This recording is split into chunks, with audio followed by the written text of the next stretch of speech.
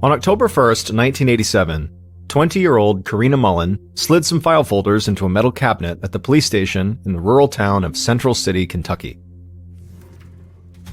Karina glanced at her watch. It was the end of her workday, but she wanted to finish this filing before she left. She had only been working at the police station as an office assistant since she moved to Central City from her family farm about 6 weeks earlier. But in that short time, members of the small local police force had embraced her as one of their own, and she'd quickly become part of Central City's law enforcement family. Karina finished up her filing and took a few minutes to say goodbye to the officers on duty. It was Thursday, and she had off the next few days, so she told everyone to have a great weekend and said she'd see them soon. After that, she went outside to her car and drove through town towards the apartment she shared with her 2-year-old daughter and another young single mother who she'd quickly become friends with. Central City was only about 10 minutes from the farm Karina had grown up on, but to her, it felt like kind of a different world. Shops lined the main street, there were a few bars and restaurants in town, and it wasn't too far of a drive to a much bigger city with a thriving nightlife. Karina turned off the main street onto a side road, drove a little further, and then parked in front of her 2-bedroom apartment, which was one of several apartments in a small but crowded complex. Just 6 weeks ago, when she had moved here, this apartment felt like her first real taste of freedom. Now, Karina loved her parents and living on the family farm, but when she had turned 20 very recently, she really wanted to go out on her own, and she wanted to prove to her parents that she could raise her daughter by herself. But things had not quite turned out like she'd hoped. Karina was raising her child while working at the police station and studying to try to get into nursing school, and she just couldn't do it all. In truth, she missed having her mom and dad's help, and so, after only having been in this apartment for a little over a month, she had decided to move back to the farm. Karina stepped into her apartment and walked past the few moving boxes she'd already packed up. She saw her roommate, Angela Smith, getting something to eat in the kitchen. When Karina had dropped the news on Angela that she was leaving to go back to her farm, things had not gone well. Angela felt totally blindsided. She couldn't afford rent by herself, and she had no idea how quickly she could find a new roommate. But Karina had told her she wouldn't just disappear overnight. She would take her time moving out, and she'd try to help Angela get situated with rent before leaving, and so as a result, the tension had begun to ease between them. And this particular evening, the two women were less stressed than usual, because it was just them in the apartment. Karina's daughter was at the farm with Karina's parents, and Angela's ex had her daughter for the weekend. So Karina sat down with Angela in the kitchen, and they began chatting about work for a while. But at some point, Angela got a bit giddy and said she really just wanted to hear the latest gossip on Karina's boyfriend. Karina sighed and kind of laughed at herself. She'd recently broken up with her boyfriend, a guy named Jimmy Springer, who she'd had this on-again, off-again relationship with for 8 months.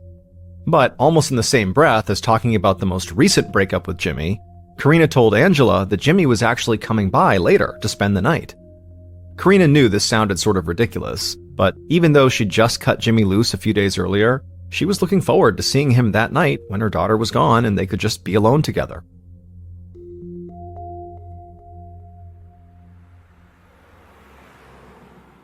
At 9 a.m. the following morning, October 2nd, a city worker was driving to a job not far from the center of town when he noticed something that seemed totally out of place. Behind the parking garage used by the Central City Street Department, he saw an old 1977 Chevrolet car. This didn't make much sense because people from town normally never parked over here, and he knew this car didn't belong to anyone who worked for the street department. The worker parked his truck and hopped out.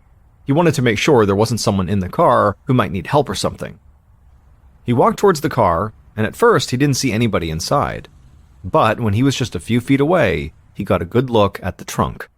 And without thinking, the worker turned around, ran to the nearest open shop, asked to use the phone, and called 911.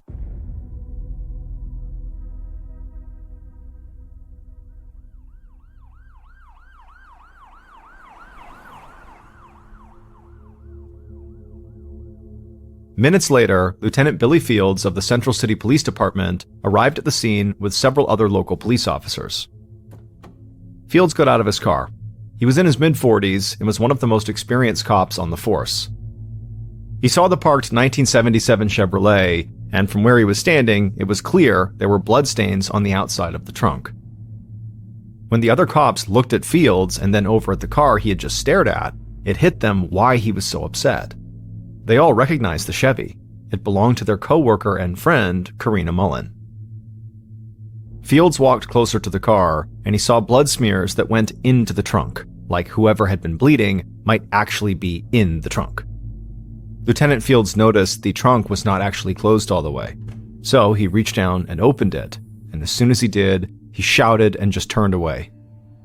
The other officers walked over to him and saw what he was looking at, and when they did, they all looked away too. They had just seen their friend, Karina, laying in the trunk, and she was obviously deceased. She was naked, covered in dried blood, with cuts on her hands and neck. Her nose had been smashed in, and there were dark bruises covering most of her body. Fields and the other officers did their best to collect themselves. This was a small-town police force that dealt mainly with petty theft and domestic disputes. They occasionally had to tackle larger drug-related crimes in the area, but none of them had dealt with anything like this. Not to mention the victim was somebody they all knew and cared about. Fields told them he knew how upsetting this was, but they still had a job to do. So he and a couple of officers turned back to the trunk and did a more thorough search, while others opened the car and looked inside. Fields found a bloody comforter from a bed stuffed into the trunk next to Karina's body, along with jeans and a pair of women's underwear.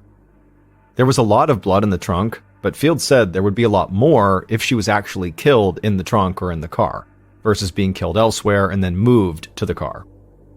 The officers who had searched the rest of the car said they did find a few small bloodstains, but nothing that would indicate the attack had actually taken place inside the vehicle.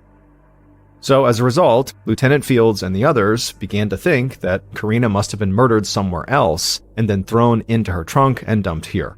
The bloody comforter could have been used to carry her from the murder scene to the car, and it only made sense that that comforter would have come from a bedroom.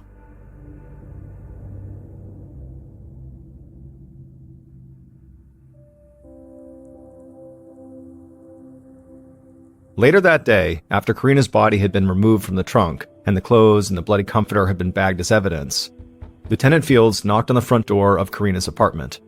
A young detective and several uniformed officers stood behind him. Karina's roommate, Angela, opened the door. Even though it was the afternoon, she looked like she'd either just rolled out of bed or hadn't slept all night. Angela had met most of these officers before, and she knew they worked with Karina, and so she asked them if they needed Karina for something work-related. But Fields didn't waste any time. He bluntly told Angela that Karina was dead and the police needed to search the apartment. Angela backed away from the door, either too shocked or too scared to say anything. Fields told her to wait right there, and then he and the other officers stepped inside. And immediately, they felt like they had found the murder scene.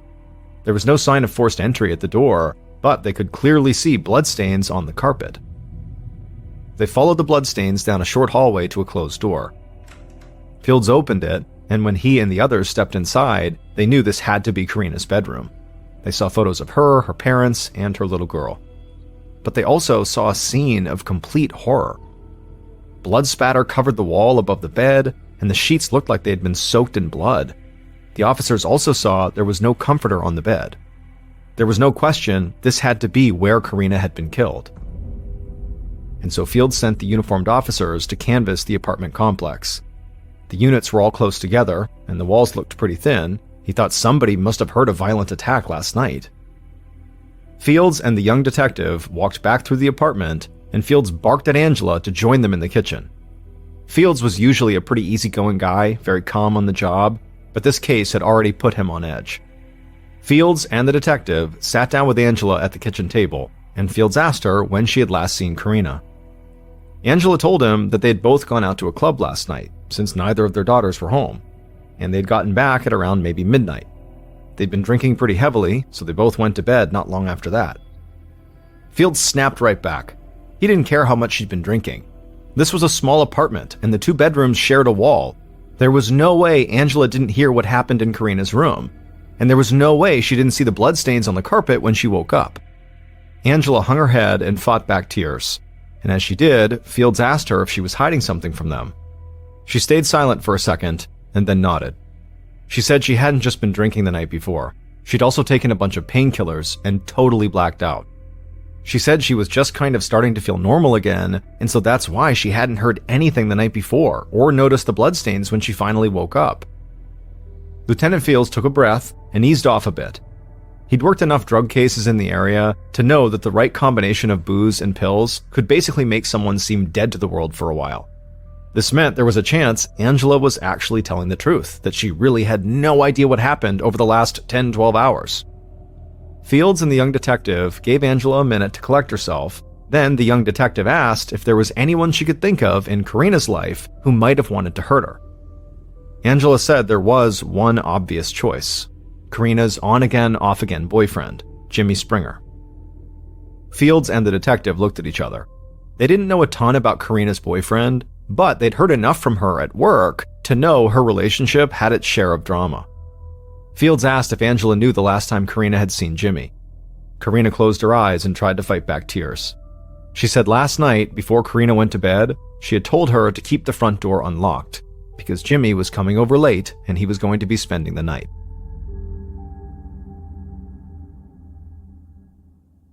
After leaving the apartment, Lieutenant Fields caught up with the uniformed officers who'd canvassed the area, and they told him that nobody had heard anything strange last night. This made no sense. The complex was small and the walls looked thin. How had nobody heard anything? Fields said he would try to figure that out later. He told the young detective to go track Jimmy down and call him in for an interview. In the meantime, Fields would have to drive out to Karina's family farm. News of a violent crime like this in such a small town would spread fast, and he did not want Karina's parents to find out that their daughter had been murdered from the TV.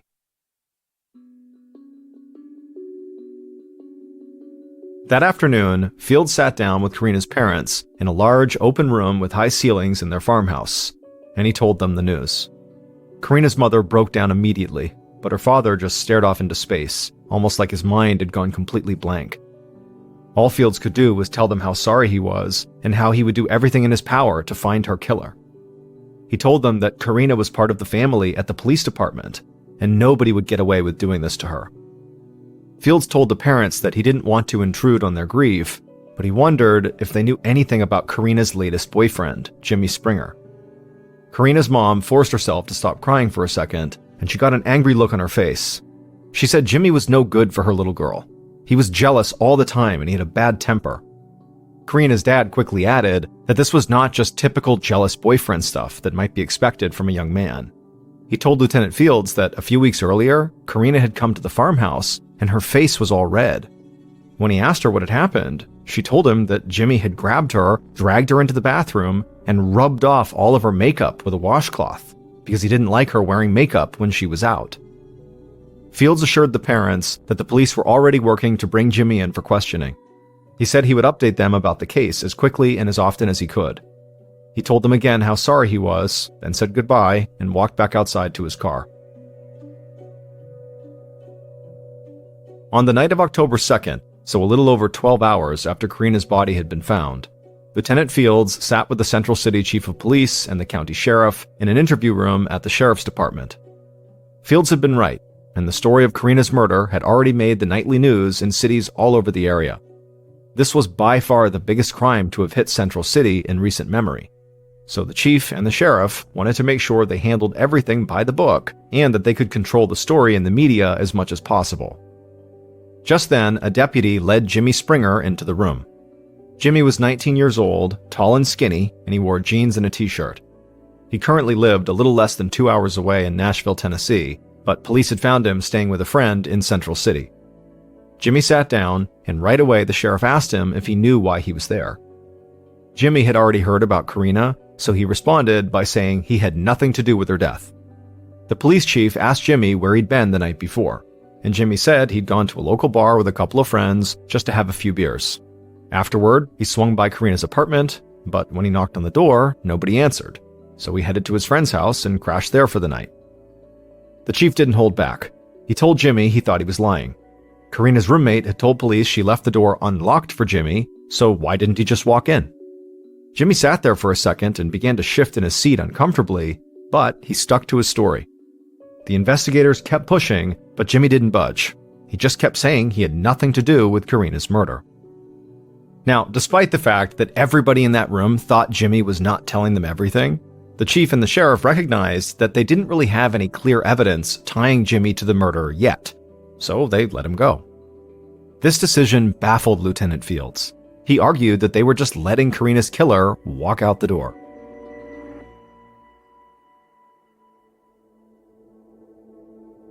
On October 5th, 3 days after Karina's body was found, Fields sat at his desk reading over the medical examiner's autopsy report. The report did not surprise Fields, based on what he already knew about the case. Karina had been cut several times with a blade and had been beaten badly with a blunt object. She'd also been raped before she was killed. The medical examiner believed that this had all taken place the night before Karina's body had been found in the trunk of her car.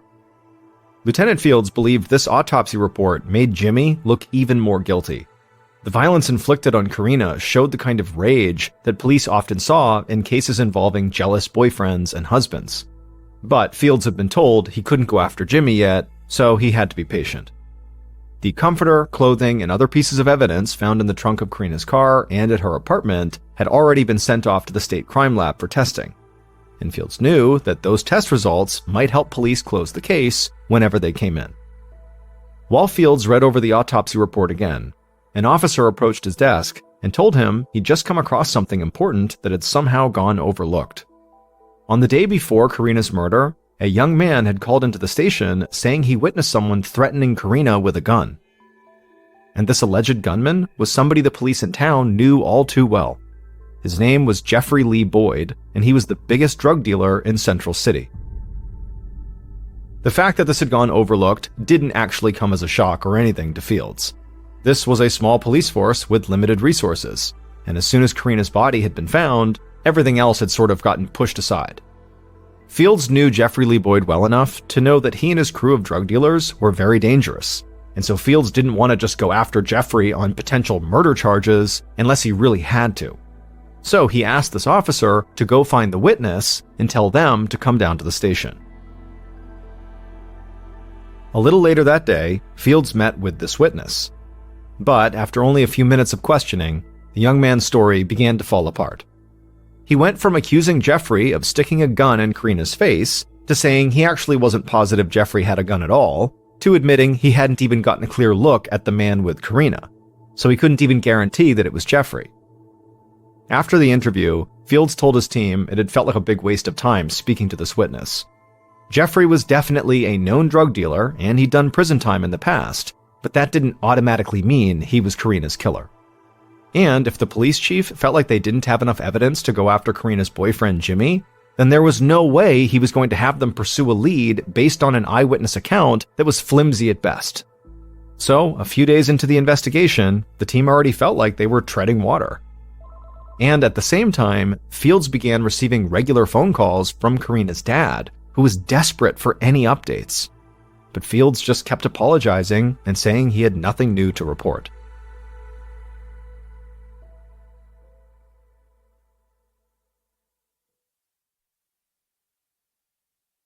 On October 28th, so almost a month after Karina's murder, the police chief called Lieutenant Fields into his office and told him he had some big news.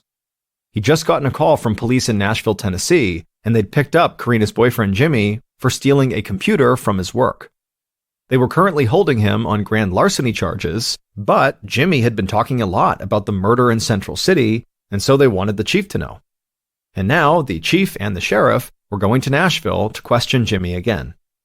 Fields felt a rush of excitement. He said he knew they didn't have any test results from the lab yet, but he was sure Jimmy was their guy.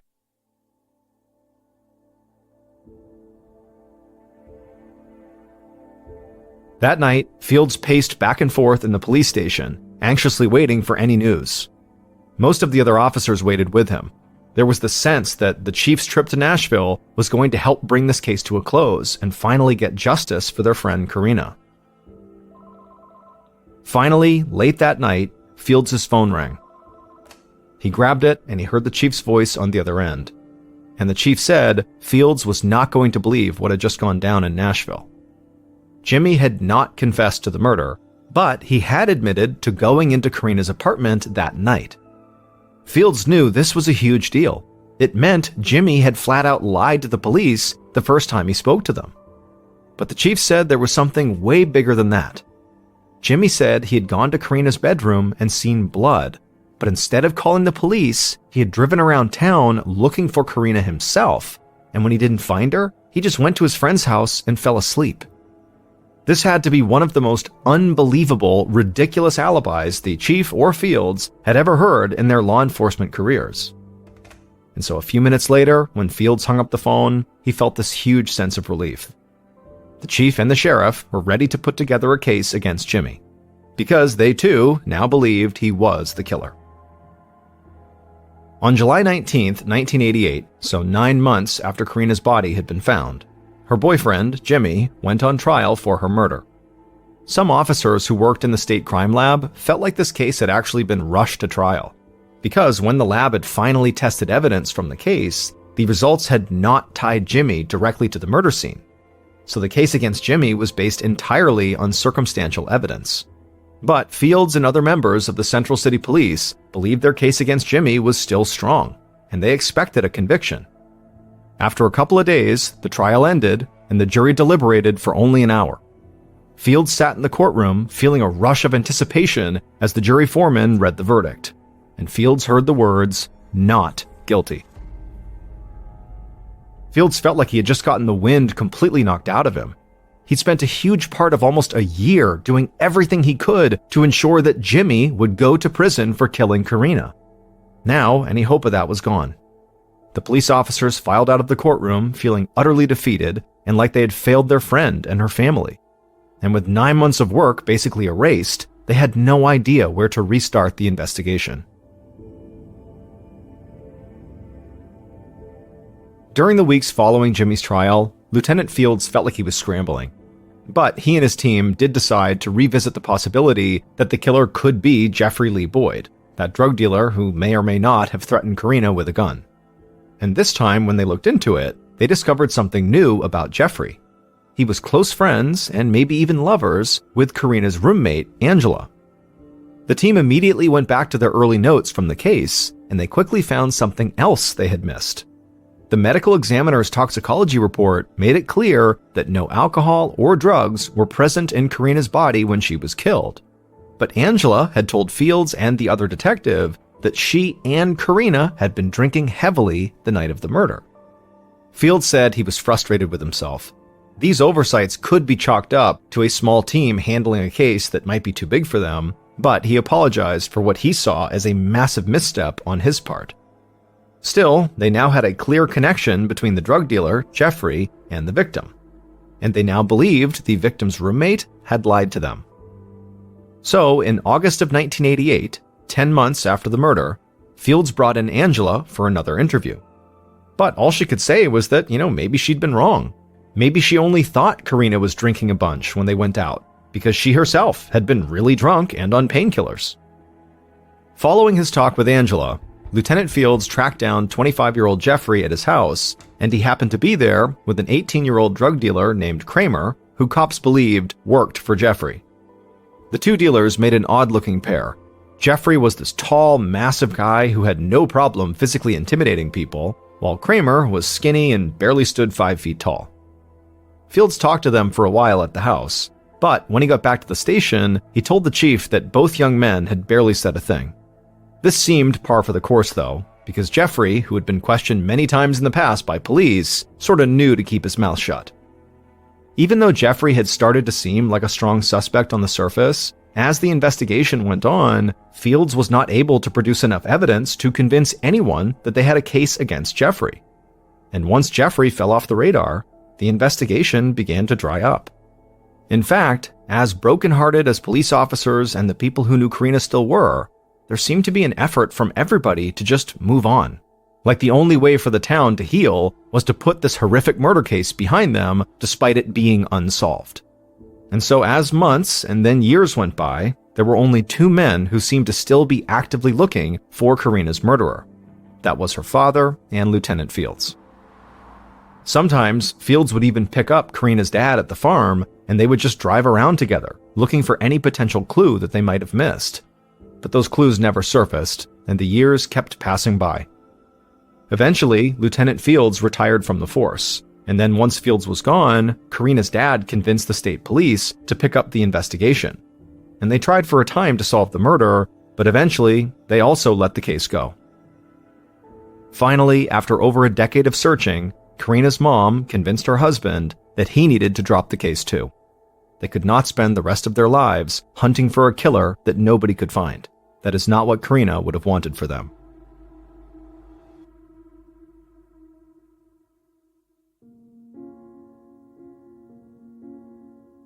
In June of 2006, over 18 years after Karina's murder, Detective Damon Fleming of the Kentucky State Police sat at his desk digging through old notebooks and file folders. The state police had recently made an effort to revitalize cold cases, and Detective Fleming had been assigned to Karina's murder investigation. Fleming knew the case had long since disappeared from public consciousness, but when he took it over, he had gotten the word out to the media in and around Central City that the investigation had been reopened.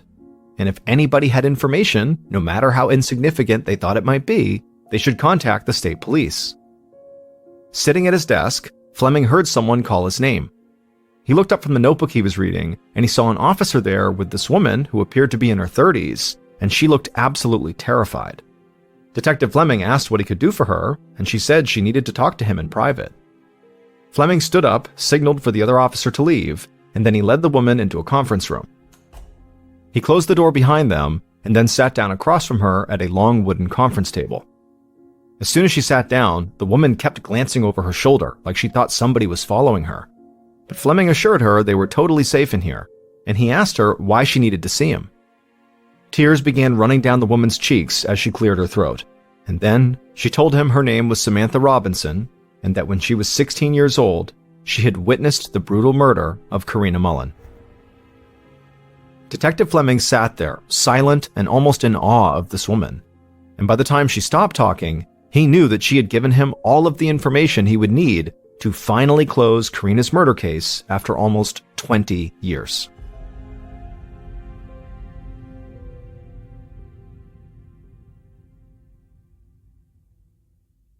Based on Samantha's story and evidence and interviews from multiple investigations conducted over 18 years, this is what police believe happened to Karina on the night of October 1st, 1987.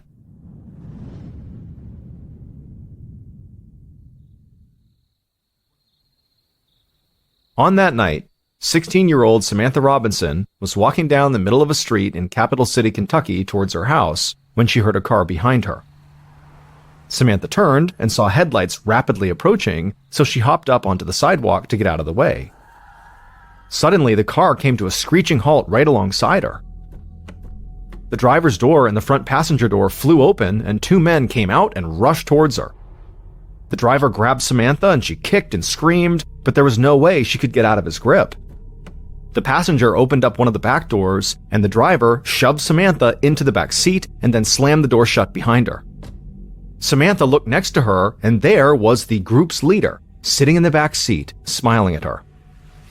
The car lurched forward, and a few minutes later, it pulled up to Karina's apartment. The back door of the car opened, and the driver and passenger grabbed Samantha and pulled her out of the car and up towards the apartment, while their leader followed behind, holding a metal club in one of their hands. The driver opened the door to Karina's apartment and told Samantha to keep her mouth shut if she wanted to live. The leader walked past them and right to Karina's bedroom, where Karina was sleeping. The driver and passenger followed with Samantha and then threw Samantha to the bedroom floor. Karina woke up and saw all the people in her room and began to scream, but the leader jumped on top of her and began beating her stomach with the metal club until she went quiet. At this point, the leader climbed off of Karina, off the bed, and motioned to the driver. This man drew a knife from his hip, climbed onto the bed with Karina, and made shallow cuts into Karina's neck, arms, and stomach. After that, the driver, with the knife, and then the passenger, and then the leader, all raped Karina. Afterwards, they stepped away from the bed, and for a second, Samantha, who was on the ground, hoped and prayed they would just leave. But the leader raised the metal club, rushed back to the bed, and smashed Karina in the head and nose with it. Karina's nose broke, blood sprayed all over the wall and ran into the sheets, and Karina began to choke. At which point, the group just stood there, and watched her die. After Karina was dead, the leader told the other two to wrap Karina up in her comforter. They followed the orders and carried Karina in her comforter out of the apartment. The leader picked up Karina's car keys off the bedside table, then yanked Samantha up off the floor and dragged her outside.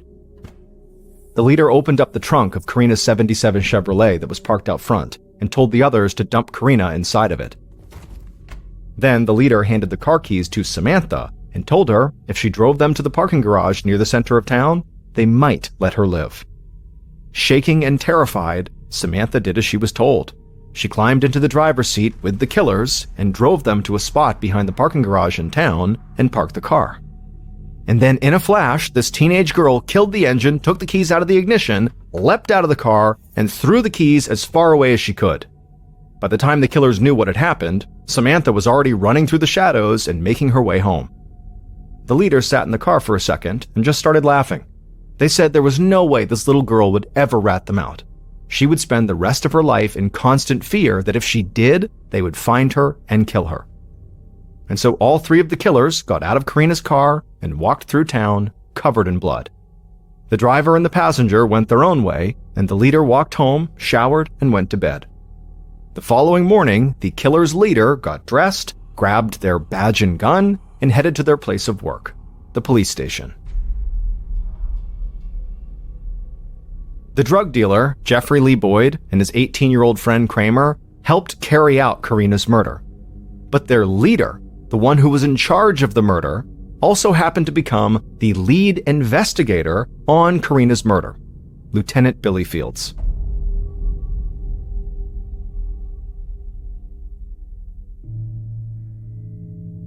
It would turn out Lieutenant Fields was at the top of the drug trade in Central City, giving out orders and providing police cover while Jeffrey ran things on the street.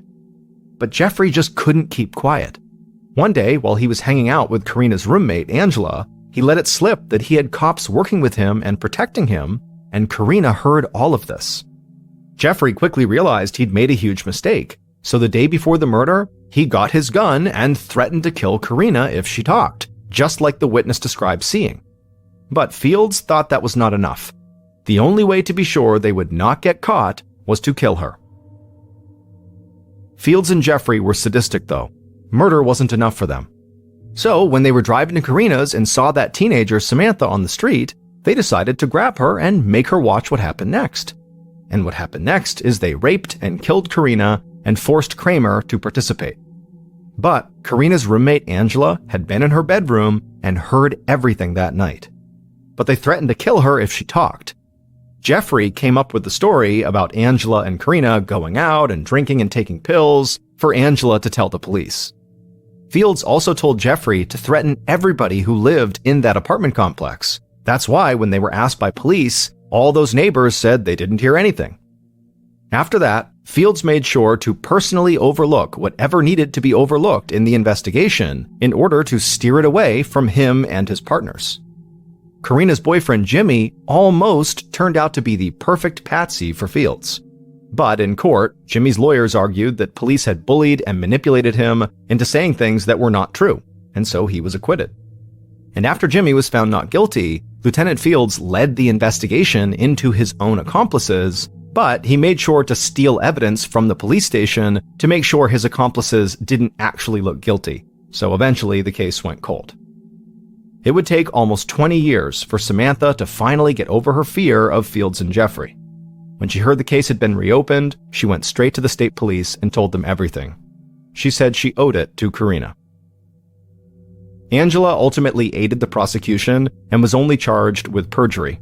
She did not serve any jail time. As for the killers, Kramer was sentenced to 60 years in prison, and Jeffrey and Lieutenant Billy Fields were sentenced to life.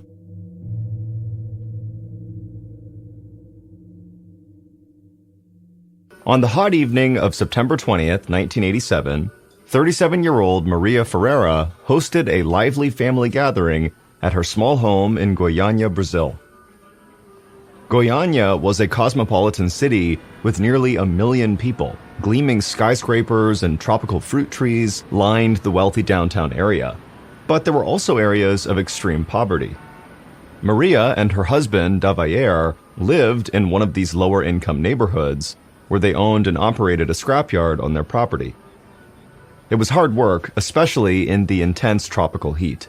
But Maria and Davayer made a great team. Maria liked to joke that even though Davayer was short and stocky, he always had his head in the clouds. Davayer would tease Maria when she took things too seriously, saying that that was why she had a gray streak in her long brown hair. But on this night, Maria was totally relaxed. There was plenty of delicious food and drink with people she loved, and they were able to pay for it because they had a little extra money from selling more scrap metal than usual. Maria and Davayer had also acquired a rare good luck charm a few days earlier. They never had much in the way of material possessions, but they tried to find beauty in their everyday life. This time, it was in a trinket Davayer had found. As they passed it around the table, she felt grateful for all the good fortune that had come their way. In the chair next to Maria, Davayer scooped a spoonful of black bean and pork stew onto his plate. He was listening to his brother, who was a bus driver, tell a story. He always had something funny to share from one of his routes. Devayer's other brother, Ivo, was there as well with his wife and their 6-year-old daughter, Lei Ji.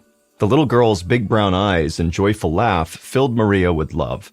Lei Ji was the closest thing she had had to a daughter since she didn't have any children of her own. It was the perfect night, and that called for a toast.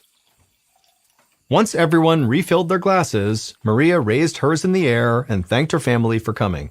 They all cheered and drank to the future. Later, after everyone left, Davayer went into the garage to finish up some work. As Maria washed coffee cups and put away plates, she could hear thunder in the distance. The next morning, on September 21st, Maria woke to the sound of rain pelting her tin rooftop. Goiânia's rainy season normally ran from October to April, but this year it had started earlier than usual. As Maria climbed out of bed, she noticed that she didn't feel well. Her body was stiff and her stomach felt upset. She wrote off her discomfort to the previous night's festivities and tried to carry on with her day. But as time passed, Maria was starting to feel increasingly sick until finally, after a few hours, she started violently vomiting. Now, the pain in Maria's stomach was so bad that she decided she needed to see a doctor right away. She slowly got dressed and walked out to tell Davayer. Maria found him working in the scrapyard. It was cluttered with old refrigerators, large pieces of sheet metal, and disassembled machines. Davayer offered to take her, but she said she didn't want to distract him from his work, so she told him she could get there on her own. Maria took a bus to a nearby hospital and was able to see a doctor right away. After the doctor examined her, he said everything was fine. She must be having an allergic reaction to something she ate. Maria was relieved it wasn't something more serious. She found it hard to believe she could be this sick from food she was used to eating, but the doctor reassured her and said to go home and rest and she would feel better soon. But that evening, Maria still felt just as sick. She called her mom, who lived in a neighboring town, and asked her to come stay for a few days. Maria's mother took a bus there right away, and once she got there, she did her best to nurse her daughter back to health, feeding her broth and herbs, but whatever Maria had caught, it just wasn't going away. Even worse, Maria's mother soon started to feel sick too, with the same symptoms of fever and upset stomach that Maria had. So 2 days later, Maria's mom had to return back to her home to rest and recuperate as well. Maria was confused. If she was suffering from a food allergy like the doctor thought, why would her mom have gotten sick too?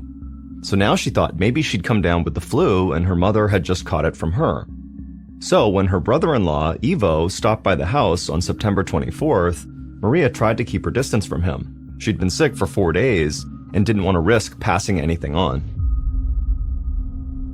Ivo didn't stay long at Maria and Davayer's house, and soon he got back to his own home right in time for lunch. His wife had put out some egg sandwiches, and after Ivo and his wife had sat down to eat, they called in their daughter, Lei Ji, to come join them. But Lei Ji was having too much fun playing with her dolls, her glitter, and her coloring books. Finally, Lei Ji did abandon her toys and took her seat at the table with her parents. But just 10 minutes after eating, Lei Ji threw up. Then, later that afternoon, Ivo and his wife got sick too. At first, they thought it was the eggs they had for lunch, But Ivo soon realized this wasn't just a case of food poisoning. It seemed like almost everyone who had gone to the Ferreira household recently was getting sick. And by now, that included de Valliere, who was feeling nauseous, as well as his mother, who had come by to visit. The list grew to include 2 of de Valliere's brothers and a handful of their children. The sickness had even spread to several of the neighbors who had visited with Maria and de Valliere. 2 of de Valliere's scrapyard employees had also become ill, all in the span of a week. When Maria found out about the growing number of people who were getting sick, she was horrified, and she became even more afraid when she noticed something else very disturbing. There were these red lesions that were showing up on her skin that were painful to the touch. By September 27th, nearly a week after first getting sick, Maria's stomach pain was unbearable. As she lay curled up in bed listening to the rain falling outside, she thought back to that last night she felt healthy. It was the same night she had hosted the big family gathering. Maria tried to remember everything she had done that night. Then she realized something. There was only one thing that everyone who had gotten sick over the last 10 days had in common. Maria could barely move, but she knew what she had to do next. If she didn't get to the bottom of this mystery, her whole family could be in serious danger. And so, on the next morning, she willed herself out of bed and slowly managed to get dressed. Then she gathered the evidence she needed in a cloth sack. Maria knew where she wanted to take it, and it wasn't to the hospital where she'd been before. She was going somewhere that had the authority to help her. The only issue was, she needed someone to go with her. She was too exhausted to make the trip on her own. De Valliere wasn't feeling well enough to go with her, so she asked another scrapyard employee to accompany her. Maria let the young man carry the bag she'd packed. She was so weak she could barely keep moving. Just down the street, they boarded a crowded bus, and about a half hour later, they got off near an office called the Vigilancia Sanitaria. This was a public health agency that regulated pharmaceuticals, food products, and sanitary conditions. It was basically the Brazilian equivalent of the Food and Drug Administration in the United States. Maria thought that if anybody could figure out what was making her and her family so sick, it would be someone at this agency. She and her companion entered the plain brick building through a courtyard and were taken into the office belonging to the agency's director. The young man helping Maria dropped the bag he was carrying on the official's desk. Then Maria wiped her flushed face with a handkerchief and explained what it was. She said the contents of the bag were killing her family. The official just stared at her. He looked inside the bag and seemed confused. The items inside didn't look particularly dangerous. He said what really concerned him was Maria. Maria knew she was sweating and visibly shaking, and she noticed his expression as he looked at all the lesions and burn-like marks on her arms. The official told her that right now, she just needed to see a doctor, but he did promise he would take a closer look at what was in the bag. And, just to be safe, the official put the bag on a chair in the building's courtyard, then made sure Maria knew how to get to the nearest health clinic. Maria was skeptical. The last time she'd seen a doctor, he'd given her the wrong diagnosis, but she didn't know what else to do, so she and her companion left the agency and headed to the bus stop. Maria insisted that her companion return to the scrapyard and get back to work. Unsure and scared about what she would find out, Maria boarded the bus alone. A short time later, a doctor at this clinic carefully examined Maria and then gave her a new diagnosis. He said she was right. She was not experiencing an allergic reaction or food poisoning. What she had was a tropical disease, and her family and friends who were sick probably had it too. He explained that the unusually heavy rains had been spawning mosquitoes and a host of other bugs that carried infectious diseases. A virus like dengue or Zika would explain her symptoms, including the burn-like lesions she'd developed. The doctor assured Maria that this was all very manageable and that everything would be okay. Then he arranged to have her transported to the Tropical Diseases Hospital for specialized treatment. Maria's unease lightened, and she even managed a weak smile. She finally had a real explanation for what was happening to her and her family. It was a relief to think that the bag she had left at the health agency didn't actually have anything to do with a tropical virus.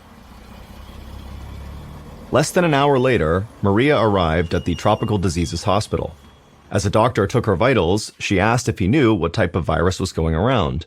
But instead of answering her question, the doctor gently took her arm and began closely examining her skin lesions. Then he called one of the nurses over to look at them. The nurse said she'd seen some other patients with similar burns in the last few days. Suddenly, the doctor's face turned serious, which made Maria extremely nervous. He continued to examine her, and then he stepped back. He explained that the doctor at the previous health clinic had been wrong too. Maria's symptoms did not line up with any kind of tropical disease he'd ever treated. In fact, this doctor was afraid Maria's symptoms were connected to another sickness entirely, and if he was even partially correct, they would need to move quickly. This could be a dangerous situation. The doctor asked her detailed questions about the past several days, and Maria shared everything she could remember. She could see the alarm spread across his face the more they talked. Maria felt a terrible wave of panic and nausea start to wash over her, and then she felt like she needed to tell him about the bag. So she explained that she had brought this bag and left it at the public health agency in hopes that they would analyze it. As soon as she said this, the doctor quickly excused himself and ran as fast as he could to the phone. He called a physician at the state's Department of the Environment. He tried to hide the rising panic in his voice as he explained the urgency of the situation and that action needed to be taken immediately. Both doctors agreed that the bag Maria brought to the public health office had to be examined as soon as possible to prevent the spread of what was making everyone sick. The doctor at the Department of the Environment knew a specialist named Walter Ferreira. Dr. Ferreira, who had no relation to Maria and her family, would be able to properly analyze the bag's contents. But because it was late in the evening, they wouldn't be able to contact him until the next day. Early the next morning, Dr. Ferreira was getting dressed when his phone rang. It was the doctor from the Department of the Environment calling. Dr. Ferreira paced anxiously as he learned what was going on. There was a huge crisis taking place in Goiânia, and he needed to act quickly. He scribbled down the address to the public health office where the bag was, and then ran out the door and went to a nearby office to grab some equipment. He hoped his colleague at the Department of the Environment was wrong about everything, because if he wasn't, that meant thousands of lives were now in danger.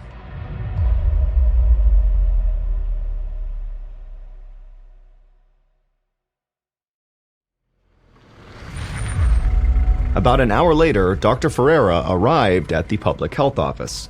Before he entered the courtyard, he pulled a device out of a case. The device would reveal if their terrible suspicions were correct. He carefully switched on the piece of equipment, but right away it seemed like the device was malfunctioning. And no matter how much Dr. Ferreira struggled to adjust the equipment, it just wouldn't work. The readings were just so impossible that he assumed it had to be broken. Dr. Ferreira was frustrated. Now he would need to go back to his office and swap out this broken device for a new one. So he let the receptionist know he'd be back as soon as possible. Almost 2 hours later, Dr. Ferreira returned with a replacement piece of equipment. When he turned that one on, the exact same thing happened. The readings were impossible. He tried turning it on and off several times, but he just kept getting these totally incredible readings. After a few minutes, Dr. Ferreira was horrified to realize that he had been wrong. Both of these devices had been working perfectly fine, and that meant the reality of this situation was much, much worse. If this situation didn't get handled, the whole city of Goiânia could have a catastrophic health crisis on their hands, and maybe all of Brazil could have a health crisis on their hands. So Dr. Ferreira knew he needed to get to that bag. Dr. Ferreira ran inside the building and was met by the facility's director. Ferreira asked where this bag was, but the director explained that he had become concerned about the bag's contents, so he had called in the fire brigade for assistance. In fact, the firefighters were already there and were about to take the bag from the building's courtyard. Their plan was to dispose of it in a nearby stream. Dr. Ferreira ran into the courtyard and saw a group of firefighters surrounding the bag. He yelled for them to stop, and that if they threw it in the water, it would trigger a horrific disaster. He warned them not to touch it and insisted that everyone just evacuate the building. Once Dr. Ferreira was able to explain what was happening, the firefighters realized just how serious this situation was, and they helped him clear the area. But the day was far from over. Dr. Ferreira knew he needed to track down Maria and speak to her about the contents of this bag. He located her at a hospital, but her condition had now worsened to the point where she was just too weak to even talk. But she was able to instruct Dr. Ferreira to just go to her family's junkyard, where he would find her husband, and he could answer any questions the doctor might have. It was noon by the time Dr. Ferreira and his colleague got to Maria and Devaillere's scrapyard. When they arrived, they saw Devaillere working next to his garage. Dr. Ferreira introduced himself and tried to shake Devaillere's hand, but Devaillere politely refused, and then he showed them the inside of his hand, and there was this huge open sore on his palm. Dr. Ferreira looked at it and then immediately shot a look of worry at his colleague. The doctor knew this type of wound on Devaillere's hand could only be caused by one thing, and it was the thing that Dr. Ferreira feared the most.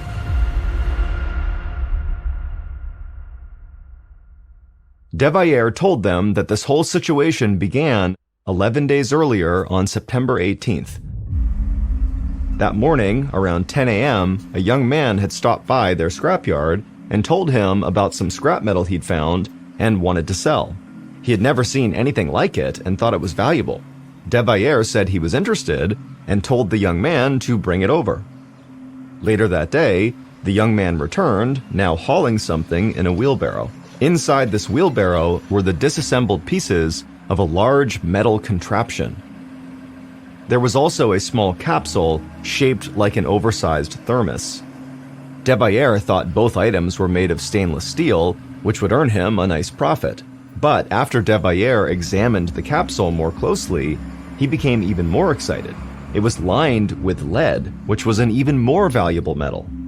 Devaillere paid the man the equivalent of about $30 and brought his new purchases into his garage. He left them there before heading inside to eat dinner. Once he was done eating, he headed back to the garage to start extracting the lead. But when Devaillere opened back up the garage doors, he was amazed by what he now saw inside. A strange blue glow was now coming from the thermos-shaped capsule. Devaillere was a deeply spiritual man and thought he might have encountered something supernatural. He grabbed the metal capsule and called Maria into the garage so she could see it too. When Maria saw its unusual glow, she was just as mystified as Devaillere. They took a closer look and saw that the blue light was coming through a small window on the side of the capsule. The window looked like it had already been punctured with a screwdriver, probably by the young man who had just sold it to Devaillere. Maria thought there could be a priceless gemstone hidden inside, but Devaillere was sure that it was actually a holy relic that would bring blessings and good fortune to the family. Devaillere was determined to continue examining this object. So he poked around the small opening with a screwdriver and removed what appeared to be several small pellets of a glittery bluish powder. The pellets were part of a slightly bigger pile that still sat deep inside the capsule. For all Devaillere knew, this luminous powder could be worth thousands of dollars. It could change their lives in a way they'd never imagined. As Devaillere told the doctors of this discovery, he remembered how special he felt handling the powder, and he wanted his whole family to experience it. This was the good luck charm they shared at their big family dinner. Over the next few days, Devaillere shared his discovery with more family and friends and neighbors, and each time someone came over, he brought out the special glitter. Small groups of people gathered around the capsule and peered through the broken window to admire the glowing powder inside. Many touched the small pellets Devaillere had extracted. Seeing how excited everyone was about the powder made Devaillere determined to extract the rest of it from the capsule. So a friend came over and, using a screwdriver, helped him remove fragments from behind the glass window. Eventually, they did get it all out. The entire pile was small enough to fit in the palm of Devaillere's hand. Once all the powder had been extracted, Devayer gave the capsule to 2 of his employees and asked them to melt it down for metal and sell it to a nearby scrapyard. Then he brought some of the powder to Maria, who in turn dusted it all over her pajamas and bed sheets. Devayer gave a grain-sized fragment to his brother, the bus driver, who rubbed it on his hands before heading into work. And on his shift as a bus driver, he came into contact with dozens of people. Another one of Devayer's brothers dipped his finger in the blue powder and traced a cross on his abdomen for divine protection. Maria's mother handled some of the powder while she was taking care of Maria, and then she too became ill. Around that same time, Devayer had given some fragments to his brother Ivo, and later, Ivo's daughter, Leiji, played with the glittery crystals and rubbed them all over her hands and arms. And then immediately after doing that, she had eaten her egg sandwich and become ill right away. Devayer also shared his good luck charm with several neighbors, who began having symptoms as well. After Maria had spent days wondering what might have caused so many people to get sick so quickly, she finally realized they all had one thing in common. They all had come in contact with this mysterious blue powder. So, on the morning of September 28th, 10 days after buying this capsule, Maria told Devayer she was taking what was left of the powder and the capsule to the local health agency to be analyzed. She placed these remnants in a large cloth bag, then she headed out with one of Devayer's employees to retrieve the parts of the capsule that had been sold to the other scrapyards. She managed to collect most of it. Those were also placed in the bag that Maria brought to the public health office. The story confirmed Dr. Ferreira's worst fears. He asked Devayer about the young man who first sold him the capsule and where he'd gotten it. Devayer said he wasn't sure, but he thought it might have come from some sort of abandoned facility that was located nearby. Dr. Ferreira turned to his colleague and saw that the other doctor's face had now gone white, because he knew exactly where that capsule had come from. It was a clinic that had closed 2 years earlier, a cancer treatment clinic. The capsule had come from a radiation therapy machine, and the magical blue powder that was inside wasn't from a precious gemstone. The powder was a highly radioactive material called cesium-137. When properly contained in the capsule, the powder's destructive capabilities could be used for focused cancer treatments. But without that protective shell, the powder became one of the most lethal substances on Earth. Maria and the others were not suffering from a tropical disease or any of the other things that doctors first thought. They were experiencing massive radiation poisoning, and the lesions they had developed were radiation burns. The handful of powder that Devayer found was enough to make more than 200 people extremely ill and place thousands more in danger. Dr. Ferreira knew all this because he was a medical physicist, and the tool he had tried to use outside of the public health agency was a radiation detector. He thought both detectors were broken because they were making so much noise and their readings were so high they were literally off the charts. But the detectors were correct. They were reading such high levels of radiation in the vicinity of where this bag was that contained the powder that the federal government would have to get involved. And now that Dr. Ferreira had confirmed just how serious the situation had become, he contacted Brazil's Nuclear Energy Commission. Within a matter of hours, they started testing thousands of Goiânia's residents for radiation poisoning in the city's sports stadium. On the morning of September 30th, 13 days after Devayer bought the capsule, workers in hazmat suits arrived in the courtyard of the health agency to properly dispose of the bag that contained the radioactive material. The abandoned cancer clinic, where the blue powder was first discovered, was demolished as well. On October 23rd, Maria Ferreira finally died. Her niece, Leiji, also died on the same day. They were each buried in special fiberglass, lead-lined coffins to prevent radiation from leaking out. By the end of the month, Devayer's 2 young employees also died as a result of the exposure they had received when they melted down the capsule for Devayer. While Maria's husband, Devayer, survived the tragedy, he never mentally recovered. Devayer died in 1994, 7 years later. Thankfully, no one else died from the radiation exposure, but many others sustained amputations, severe burn scars, and lifelong medical conditions. The Goiânia incident remains one of history's deadliest disasters involving medical radiation.